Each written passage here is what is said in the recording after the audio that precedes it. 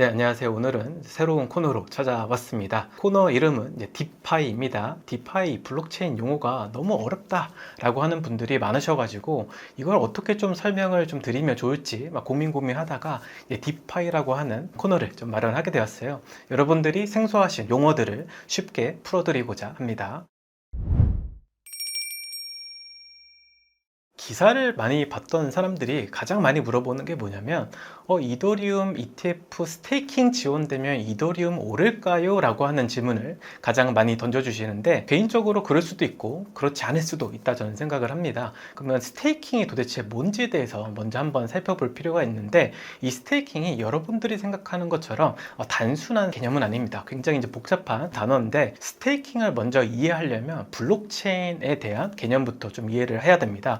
우리가 블록체인이라고 하면은 비트코인 네트워크도 있고 이더리움뿐만 아니라 솔라나도 떠오르실 거예요. 그러면 이 네트워크에서 여러분들이 거래를 이제 하게 되면 이게 진짜 거래인지, 이게 맞는 거래인지 누군가는 확인을 해줘야 되잖아요. 그 확인해주는 분들을 우리는 검증자라고 좀 부릅니다. 검증자들이 이 데이터를 확인해서 이게 진짜 거래가 맞다라고 도장을 찍어줘야지만 블록체인에서 이 거래가 완결이 좀 되거든요. 그러면 이 검증자들은 어떻게 이 데이터 검증에 참여를 하게 될까요? 바로 스테이킹 때문입니다. 이더리움이나 솔라나 네트워크를 POS라고 지분 증명이라고 말을 하는 거거든요. 프루프 오브 스테이킹이에요. 그래서 검증자들이 직접 자신들이 매수한 코인들을 스테이킹, 즉 블록체인 내에 한 곳에 예치를 해야지만 검증자로서 활동을 할 수 있어요. 이 스테이킹을 한 사람들이 서로 손 들어가지고 50% 이상 이제 찬성이 나와야지 블록체인 네트워크에서 거래가 일어났을 때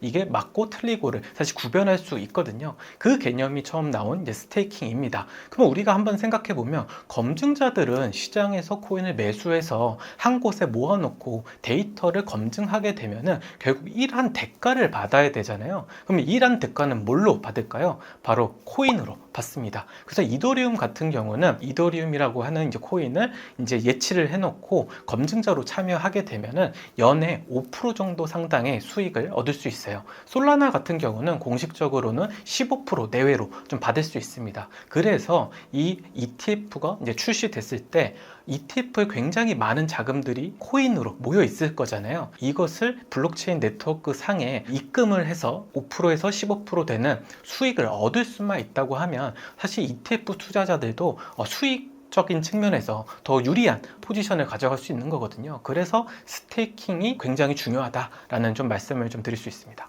네, 스테이킹이 중요한 이유는 뭐냐면요, 이더리움도 그렇고 솔라나도 그렇고 대부분의 이 블록체인 네트워크 상에서 발행된 코인들은요, 인플레이션이 존재를 합니다. 이더리움을 예를 들면요, 이더리움은 총 발행량이 정해져 있지 않아요. 대신 사람들이 이더리움 네트워크에서 많은 거래를 일으키면 수수료가 많아지잖아요. 수수료로 이더리움을 소각해 가지고 가치를 유지시키는 사실 메커니즘으로 되어 있거든요. 아무도 이더리움을 사용하지 않으면 계속적으로 인플레이션이 될 수밖에 없습니다. 근데 이런 속성 때문에 사실 스테이킹이 꼭 필요한 거예요. 인플레이션 되는 자산을 해지하기 위해서는 스테이킹을 해야지만 해지가 되는 거거든요. 이더리움 ETF를 여러분들이 이제 매수를 하게 되면요, 자산 가치 변동에만 여러분들은 노출되어 있는 거예요.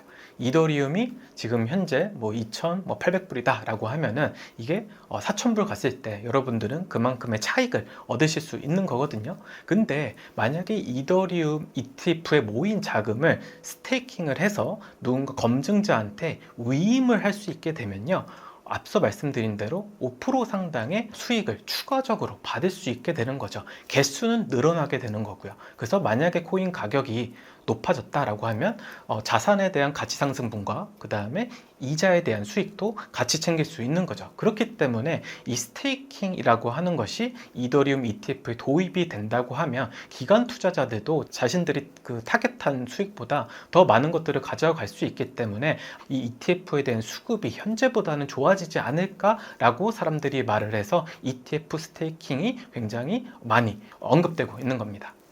오늘 이제 새로운 디파이 이제 코너를 여러분과 함께 살펴봤는데요. 만약에 여러분들이 나 이런 단어 좀 궁금하다 하시면 댓글에 좀 남겨주시면 감사하겠고요. 디파이 더 많은 컨텐츠 준비해 볼 테니까 구독과 좋아요 많은 부탁드리도록 하겠습니다. 네, 여기까지 디파이 농부 조선생이었습니다. 감사합니다.